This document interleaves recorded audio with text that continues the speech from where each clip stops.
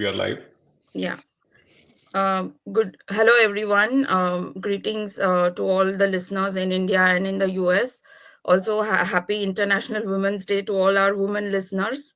Today our topic of discussion is empowering youth to shape our future. So, to talk more about this topic, I will of course request Sam sir just to give a brief introduction. So, if we can imagine a world where every youth, every young person is not just a recipient of quality education, but is also a participant in their own learning journey. In this world, students are fueled by boundless curiosity and burning desire to make difference. Did you know that 98 million of youth between the ages of 6 and 18 are out of school? So the STAR statistics highlights the urgent need to empower our next generation. So youth empowerment not only just means to access the resources, but also giving them motivation, skills, and opportunities to shape their own future and burning desire to make a change in this world. So to talk more about this topic, I request Sam sir to address our audience. Thank you. Thank you, Premvada. Thank you, Upendra. And thank you, Rakesh, for once again organizing this on a regular basis. I know what it takes to put this together every week. It is not as simple as just sending a link to everybody. There's a lot of work that goes in the background, and I appreciate all the work you guys do to make it easier for me to interact. Today is an interesting topic. As Premvada said, we want to discuss how to empower young to shape the future. It is really a very complicated issue because it has too many dimensions. It has multiple dimensions because youth comes from variety of backgrounds. Our diversity, language, family upbringing, economic status, life in urban versus rural areas, our exposure, education, experience, role models, environment at family, friends, neighborhood makes each one of us very unique. I always say that there are 8 billion stories in this world because there are 8 billion people. Everyone has their own story, which is very unique. So when we talk about youth, we must first recognize that there is no general formula to empower youth to shape the future. But at the same time, there are ways and means to really address this for a large number of people to get their own guidance, input, advice, and sense of direction. So I have basically outlined 10 steps that I'll quickly go through it. Then I will talk more about one, how to empower youth, and two, how to shape the future. These are two separate topics, interconnected, interrelated. So there'll be three main areas we'll focus on. First, general idea of how to empower youth to shape the future, and then we'll break it up into two separate pieces. Again, I'm not an expert. I'm just going to share my own thinking on it. I'm sure there are domain experts professors, and others who have studied this more carefully, and they may have a different view.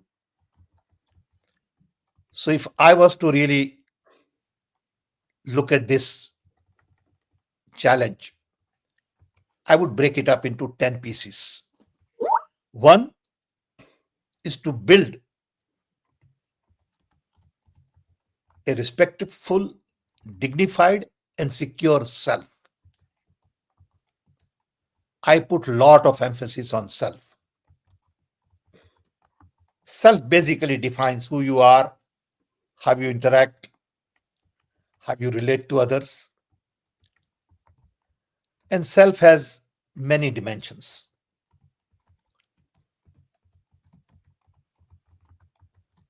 Then you have to identify core values. What do you believe in? If you believe in hate, if you believe in revenge, if you have ego, if you are argumentative, you have one set of core values. If you believe in truth, trust, love, inclusion, you have another set of core values. So I think core values that you identify really define yourself and define your path very clearly. Then you have to get some domain expertise. In this day and age, there are too many options. So you have to decide what exactly interests you. You could be an artist, musician, comedian, movie star, professor, teacher, doctor, scientist, engineer, economist, politician, water expert, energy expert, environmental expert. So you got to define some expertise, some vertical where you play an important role, because you can't be everything to everybody all the time.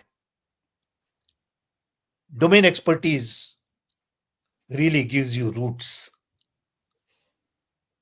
For example, I realized early in my life that I need to be telecom, IT, digital switching expert as much as I could, because then it will give me ways and means to really address other larger issues. So when I look at domain expertise, I see so many different options, whether it is in business, entrepreneurship, you got too many things to select. Then you need a purpose in life. If the purpose is just to make money, feed family, survive, then you have to accept that as your purpose.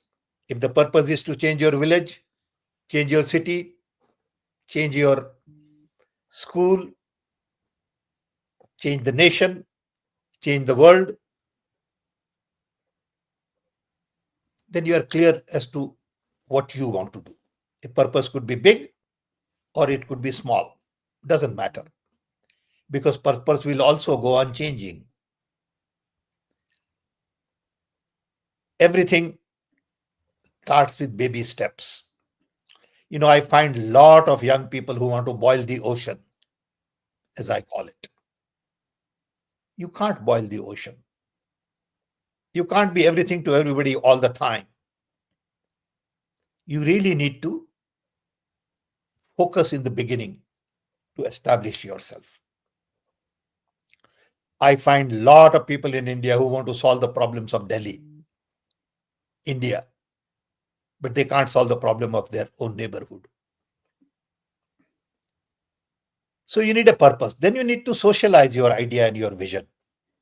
You got to talk to your friends and family and community and professionals. And if you don't socialize, it's a lonely battle. Then you got to start some work on local ground. You can't solve the problem of water for the world if you can't solve the problem of water in your neighborhood, in your village, in your city, in your district? Then you got to realize that all modern work requires teamwork. Everything today requires a lot of support from lots of people. A lot of people get credit for doing it, but they can't do it by themselves.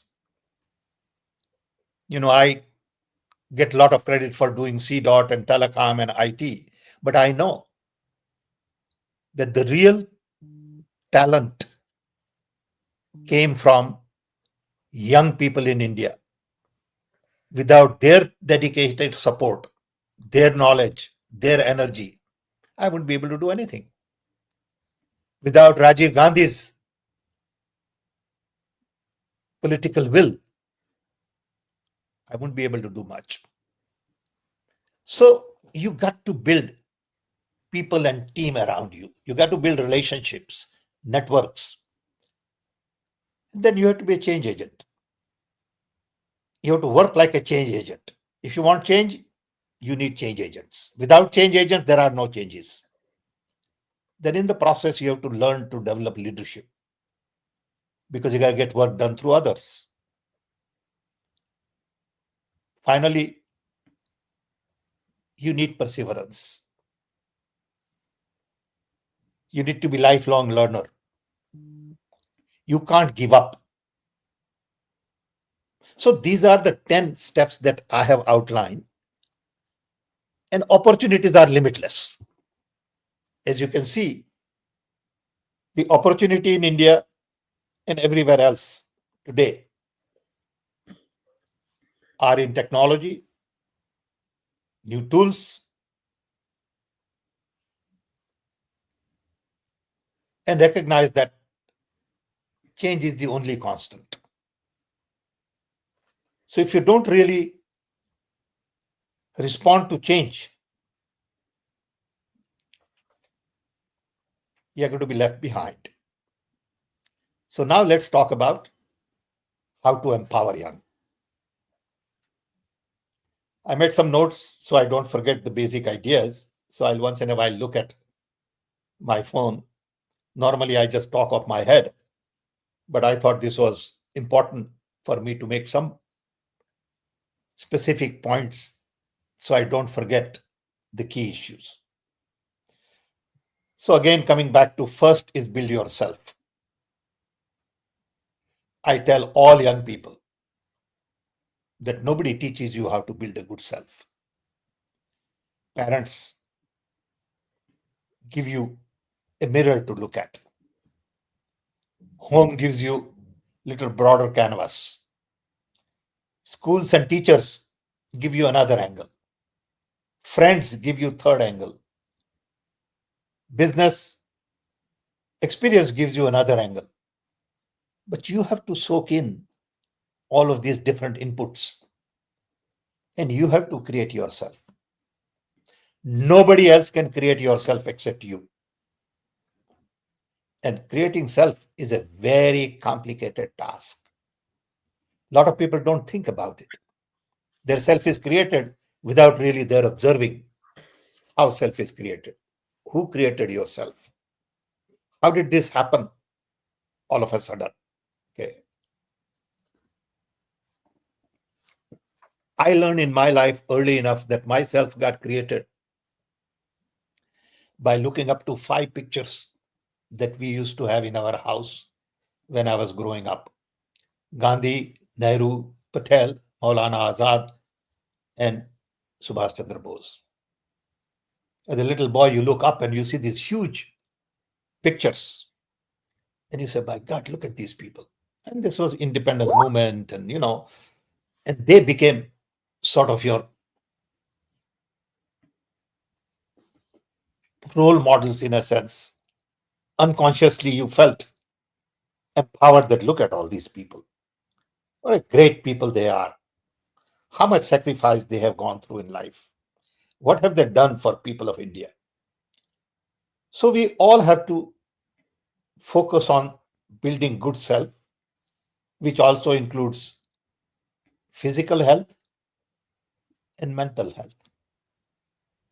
If your physical health is not right, you know that yourself will have a handicap. If your mental health is not right, you know you have a handicap. I find that anger management is a big, big challenge.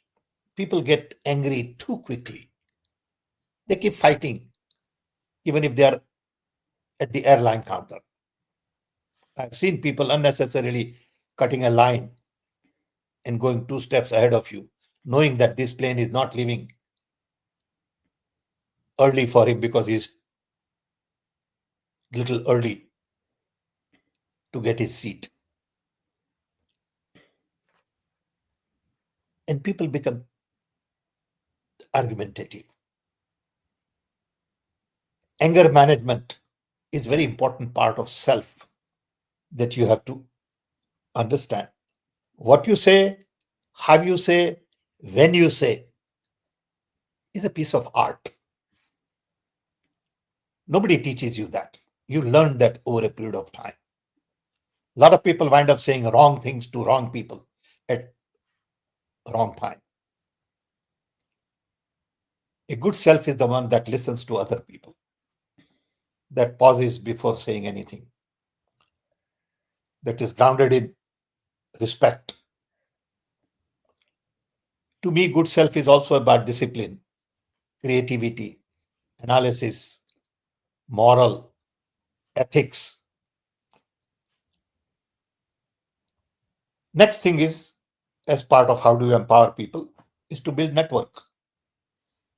You build network of friends and professionals and family, and they in turn build you. If you have bad friends, you'll have bad influence.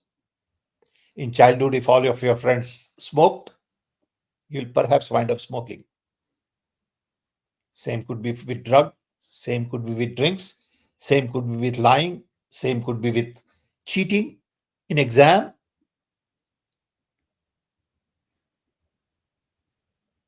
Building your own environment is your responsibility. Then you've got to have clear understanding of your core values. What do you value in life? Do you value truth? It's very difficult to practice, believe me. I know it. Do you value trust? Yes, it costs a lot of money to build trust because many people take you for a ride. They mistrust you, they fail you, they disappoint you. But if you build trust, you can get things done faster. Love, ability to love everybody doesn't come easy. Ability to love people who look different, who talk different, who think different requires deep understanding of who you are. You need, as part of your core value, courage. Speak up when there is a need to speak up. You need to live, some people live very simple life, and some people live their life to display. I see a lot of people with $100,000 watch, and that their purpose is to prove that I am very successful. Simplicity is a lesson one must learn from Gandhiji. And simplicity to me is one of the core values. Simplicity in your living, in your approach to life. Then you got to have core values related to society. Do you believe in democracy or you don't believe in democracy? Do you believe in diversity or don't believe in diversity? Same with inclusion, same with, non-violence. So you got to define your core values very clearly and stick to it. Are you for a clean environment? Then you can't throw garbage out of your car. Are you for basic human needs? Then if somebody is hungry, you should do something. Are you for non-violence? Then you have to make sure that in your neighborhood, people understand the benefit of non-violence. Because violence begins at home. Violence begins among friends, on the street, in the neighborhood. And violence against women is a major, major issue. Do you believe in fear, ego, inequality, power, profit, or you believe in exactly opposite? So I think you need to really make a list. And I have one, I'll show you later on. I have a list of about 40 things in a chart that I constantly look at and evaluate. And not that I succeed in everything, okay, but I'm trying to be conscious of it. Do I hate somebody? Am I jealous of someone? These are all the core values that you define. Then you have to understand that your job is to create value and not extract value. One of the problems I have with business schools is they focus too much on extracting value, good negotiations, getting more commission, as opposed to creating value. Creating value require different understanding. I want to give you one or two examples. When I came to America in 64 and I had a class in electrical engineering where Professor Messenger was teaching something. He was trying to solve a problem and couldn't solve it. So he then tried and couldn't do it. And then there was one guy there, say John. And he says, I know John is very smart. Maybe John can solve this problem. So he gave his chalk and duster to John. John got on the stage. Professor Messenger sat in his chair and John solved the problem. And Professor Messenger came on the stage and said, see, I told you John is smarter. I told you he's probably smarter than I am. And he was so proud of it that he couldn't solve something, but his student did. And then I said, would this ever happen in India? This was in 64. Would teacher take pride in his student being as smart as he is? And I think that comes from stable self. Messenger was comfortable. It was okay for his kids to be smarter than he is. So I think we need to understand self, and that is a starting point to really empower people. Another lesson I learned is very few people can exercise and accept leadership at the same time. Either you accept leadership or you exercise leadership. A leader is supposed to know everything. The key is to understand that sometimes you can be leader, sometimes you have to accept somebody else as leader. Another example, in early days, I had gone to one conference where there were top level people, worked on space shuttle for Rockwell. And there were 30 of us, and we would divide in group of 5 for problem solving. And in my group, I had head of space shuttle, I had head of tool company. And when 5 of us got together, somebody will say, okay, you take notes, you go get pizza, you make coffee, and everybody will do that. Next time, role will change. Nobody ever complained in 3 days that why do you want me to make coffee? Why should I go pick up pizza? Because they understood that we have a role to play, and whatever role is assigned, it's okay with me. This requires strong self, good teamwork. So I think my basic message to all young people, please pay more attention to all of these things, then only you can empower yourself. You cannot empower yourself if you are self centered, want quick profits, want to take advantage of somebody, want everyone to notice you, are very uncomfortable in a group. So, to empower young people, you really need to do lots of things. Now, let's look at how to shape the future, and then we'll open up for a broader conversation. Okay. So, if you shape yourself and stick to your core values, you will shape the future. But to shape the future, you got to define the future you want. What kind of future you want? What kind of neighborhood do you want? What kind of family, friends? What is the purpose? What's your vision? What do you want to get accomplished?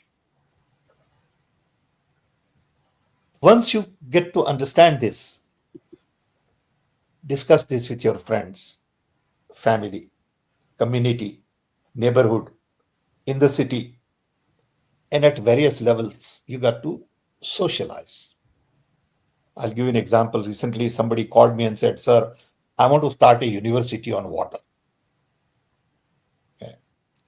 So I said, "Fine, give me a proposal."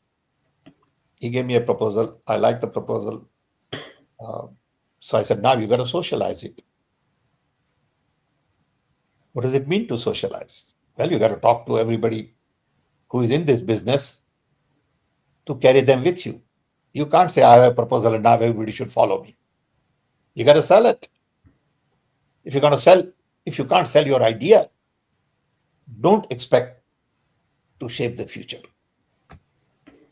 To shape the future, you also need to be a salesman. You got to sell your idea. You got to tell people why you want to do this, how you're going to do this, why you are the right person to do it. Okay. And sometimes it takes long, long time. I know it because the first article ever I wrote about telecom in developing countries was in 1976 in the IEEE transaction that I edited on telecom in developing country. By the time I got something done in India, it was 1984. Almost 8 years of socializing the idea at various levels. IEEE, which is Institute of Electrical and Electronics Engineers, the largest professional association in the world. Politicians.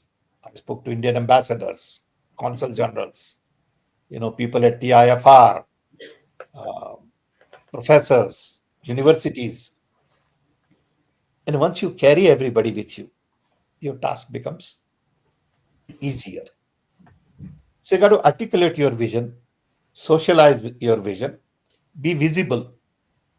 If you haven't accomplished anything in life, don't expect to change the world. First question you have to ask is, am I qualified to do what I'm trying to do? Or do I need to work a little harder? Okay. If you're not visible, if you can't build teams, You can't change the future. You got to be disciplined. I used to keep these diaries, and I have 5 years of these diaries. 50 years, sorry, not five. I have 50 years of these diaries. Why do I keep diaries? Because it allows me to really look at what I have done, what I need to do, my program. Now I don't keep it because it's all electronics. So for last several years, I do more on computer. But the idea is to really document and reflect on what you're doing on a regular basis. Be on top of the technology because technology is really changing everything, whether it is AI or biotech, nanotech, materials, everything is changing. And if you're not on top of technology, you will not be able to keep pace with the change. So I recommend that technology should be part of your toolkit because we all have to develop our toolkit.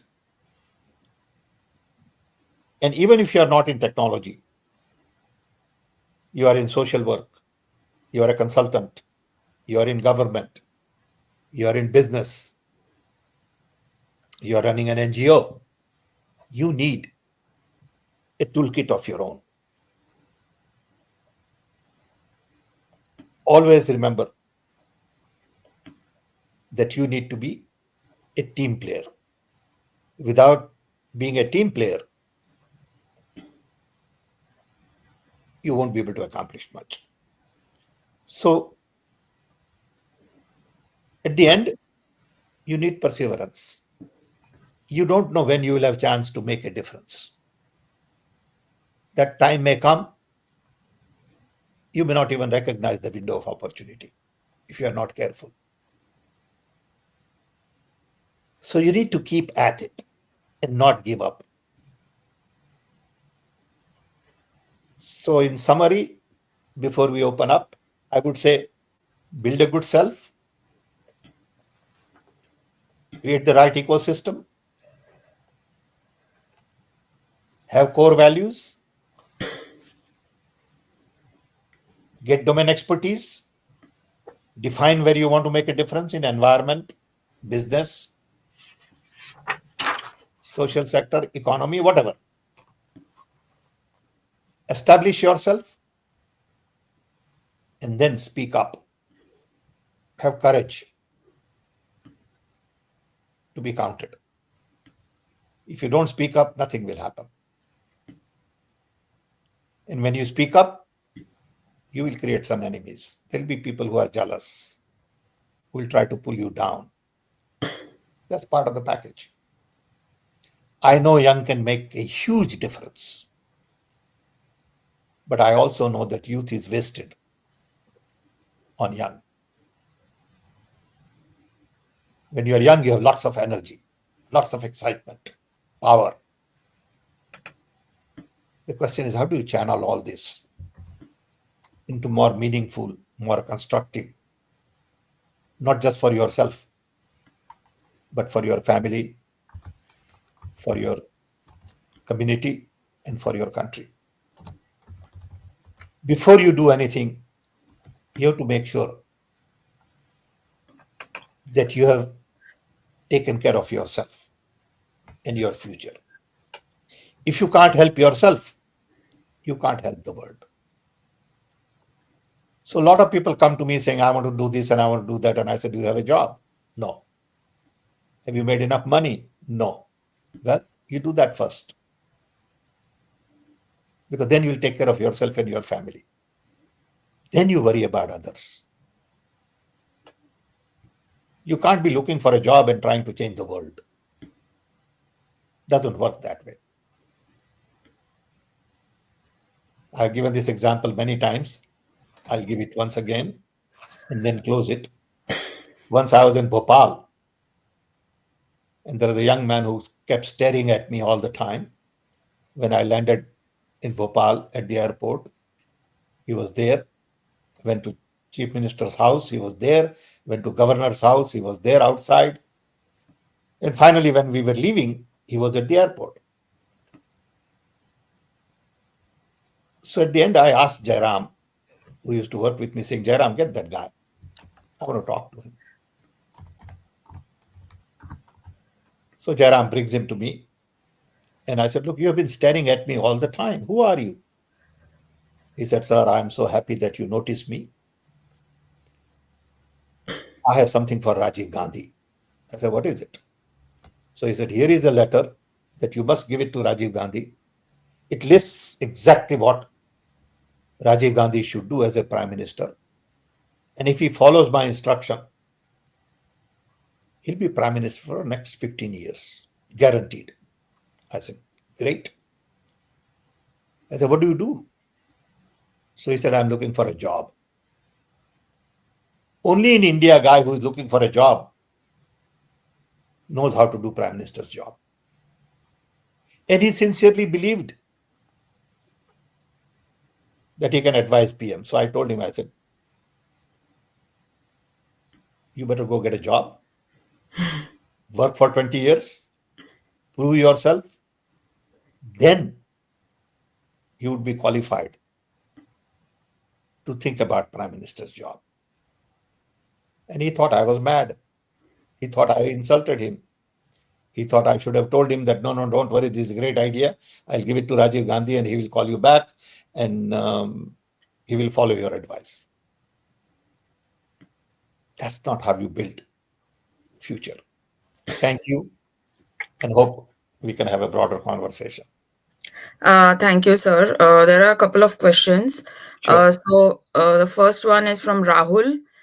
So he's asking, considering the growing aspirations and challenges faced by Indian youth, what policy interventions do you think are necessary to equip them with right skills and opportunities? And also, how can policies be restructured to ensure quality education and leadership training in rural areas? So it's like a combination of rural and See, you urban. can wait for government policies or you can define your own roadmap. If you wait for government policies to assist you, it is probably exercise in futility. You got to create your own path in the existing circumstances. That doesn't mean circumstances shouldn't change. That doesn't mean government shouldn't create better policies. But you got to respond to what it is and not wait for government to change policies to facilitate your task. You got to get it done against hostile environment. Having said that, I would like government to decentralize everything. Decentralize to a district level all financial powers, administrative powers, judiciary powers, education, health, and job creation. We are too centralized in our approach to everything. Everybody looks at Delhi to solve your problem. I don't even know about Delhi. If I have a water problem in my district, it is my job, it's my responsibility. But then you can't do anything because you don't have any revenues collected at a district level. Money comes from the state, and state gets money from the federal. So until you flip that, where revenues are collected at the local level, you won't create jobs at local level. Every district is unique. Every district is different. Some are experts in textile, others are expert in bamboo products, some are expert in furniture, technology, pharmaceutical, brassware, you name it. And you got to really design your economic activity based on local conditions, local environment, local needs, local expertise. But government is not willing to do that because that is giving up power. They want to control the power. Okay. So if there is one big thing I would advocate is total decentralization. Okay. Thank you, sir. Next question is from Neeraj Sharma. He's saying India is such a big nation with large population of unemployed youth, and they are being deviated from prosperous future. What is being done in this regard? Not much. You can see, you know, we are not generating the kind of employment we should be generating. Okay. I don't think we have a plan in place where you can say we will generate so many jobs in construction, so many in agriculture, so many in services, so many in hospitality, so much in tourism, so much in health, and this is the investment required to create those jobs. And these are the people who are responsible for creating those jobs. We just keep on promising things without thinking through. And everybody claps and say, oh, what a great idea, what a great idea. Okay. People at the top are not capable. They don't have intellectual capacity, unfortunately, pardon me for saying it, to do this. There are domain experts, but nobody listens to them. Can we really get a group of construction experts, let's say, and say, tell me how many jobs you will create in 5 years and what do you need? Tell me how many jobs you will create in tourism and what do you need? And you will find that what they need is something you can't supply them. And you can't create those jobs. During Rajiv Gandhi's time, we did a study. Rajiv asked us to do a study saying, can you find out what does it take to create one job in these sectors? So Dr. Ashok Ganguly and I and few others worked on it. And to our surprise, we've learned that if you want to create one job in railway, it requires a lot of money. If you want to create one more job in telecom, investment is huge. But if you want to create one job in construction, there is very little investment because you need local sand, local dirt to make bricks, local permits, and use a lot of local labor.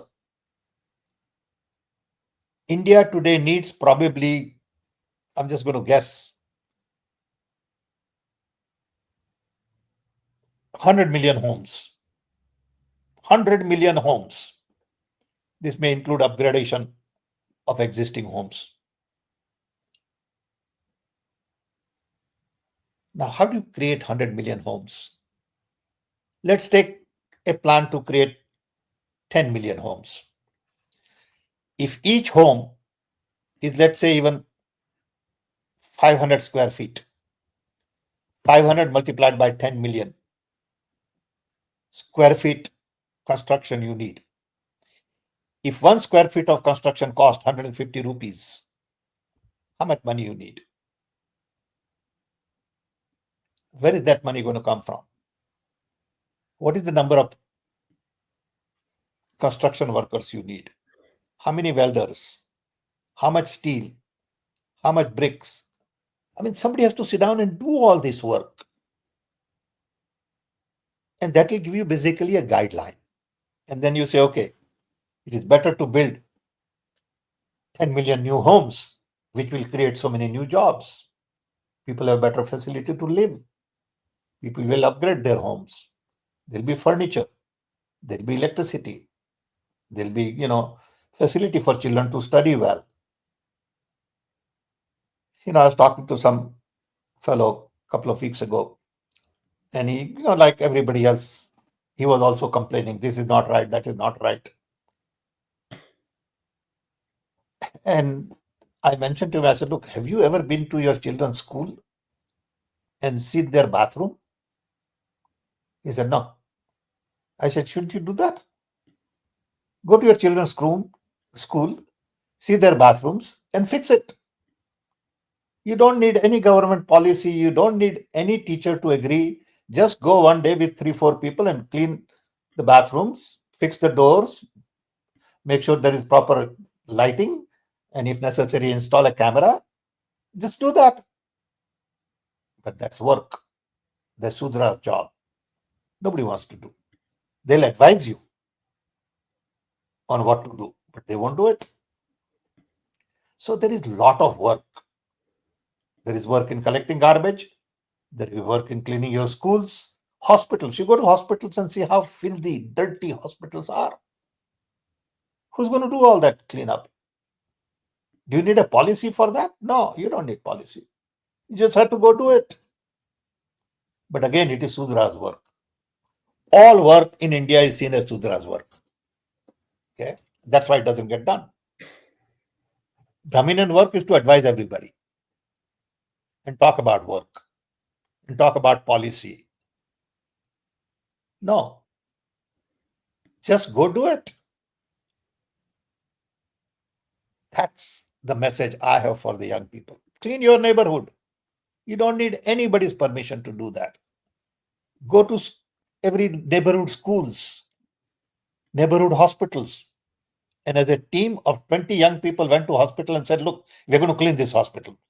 Nobody will be able to say anything to you. Okay. You got to fight it. They might, say, oh, you can't do this, blah, blah, blah. But you fight it saying, no, I cannot have this filth in my hospital, in my neighborhood. I cannot tolerate. I'll give you another simple example. Once Jairam and I had gone to some primary health care center in Bengal. And in those days, wherever we went, people will make sure that before we go there, everything is cleaned up, everything is washed, and because Prime Minister's advisor is coming, so you got to make an impression. So we go to this place. There's a bright young doctor, very smart guy, knew everything about immunization and all. And then he took me to his office. I go to his office, and it was filthy, dirty, cobwebs, lizards, dust, files. And I really got upset. I said, look at the state of your office. How can you be a doctor and have this filthy office? I was shocked when he said, yes, sir, I'm so happy that you noticed it. I said, what do you mean? He said, I have applied for a peon and government has not approved my peon for 9 months. I mean, that was his idea of cleaning the office. Okay. I said, what do you mean you peon? Just, it is your office. Peon is not going to sit there. You are sitting here. Clean it. Get your wife here to clean it. He never thought that way. That was not his part of his mindset. He said, well, I'm a doctor. Why would I clean? That is the problem. Okay. Rightly said, sir, because all you see all the manual scavenging, all those work is still done by the people of Can you imagine that we have not automated our yeah, scavengers? And we talk about robotics and AI and all this stuff. yeah. But we cannot really provide new equipment to our scavengers to have dignified work. They don't This even is have the Sutra's work. protective, yeah, gear, Yeah, so nothing. nobody cares. I'm telling you, it hurts. But what do? We tried, didn't succeed. Maybe you guys will succeed. Okay, we messed it up. Yes, sir. Thank you. The next question is just leading from Harsuk. He's asking whether Indian youth, whether there will be a job unemployment because of the introduction of AI, and how it will impact the future of Indian youth. To me, AI will definitely have impact, but AI will have impact on white collar workers. AI will not have impact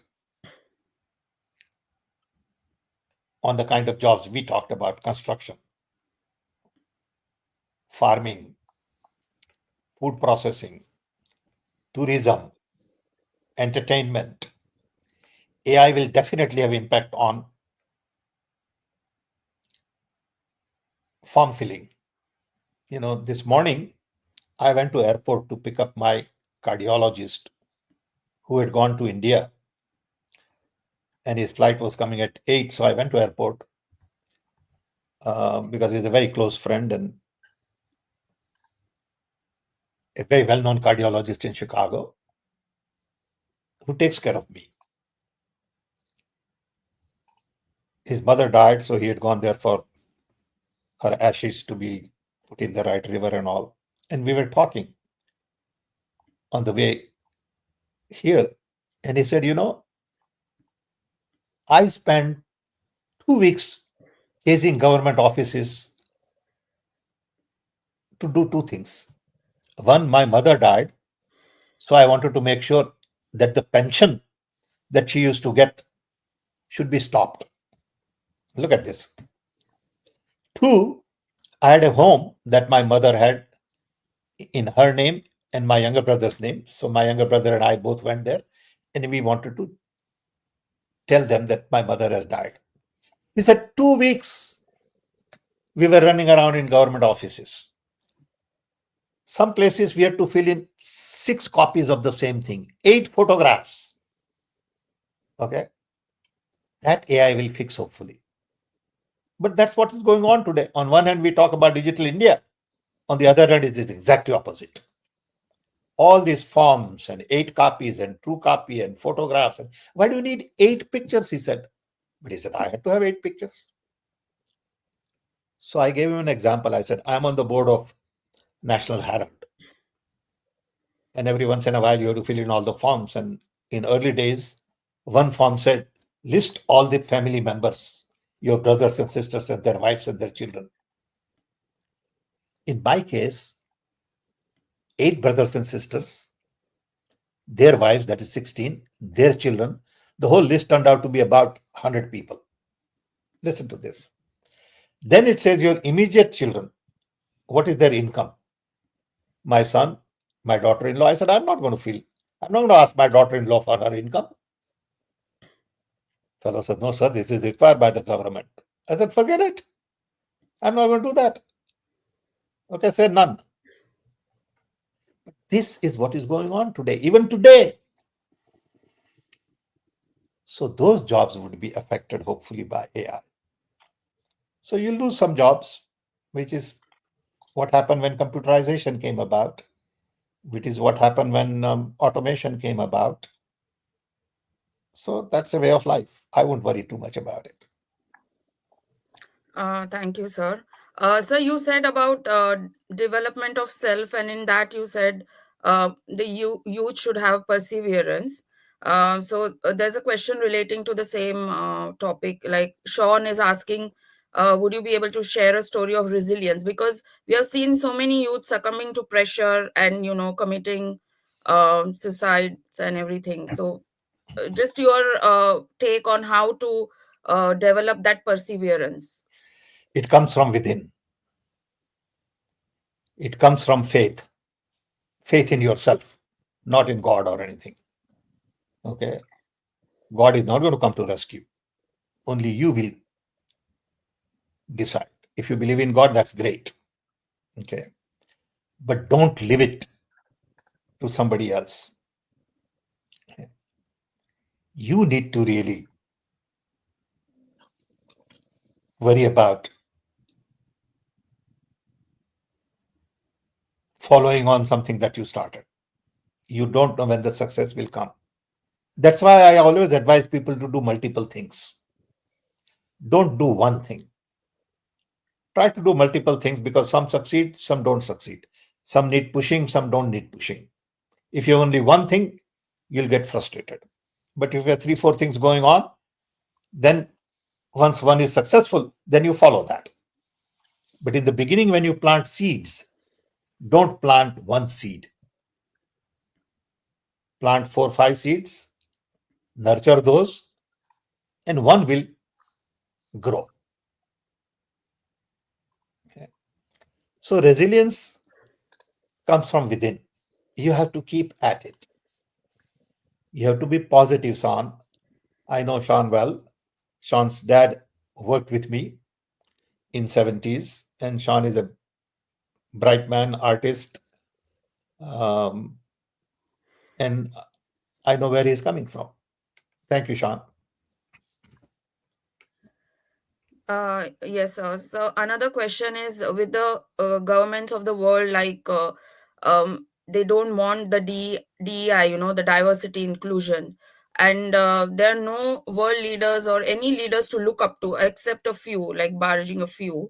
Oh, how would you? What is the message for the youth? Like you said, you had leaders like Gandhi ji, Nehru, and Subhash, but the current generation, they are not that lucky.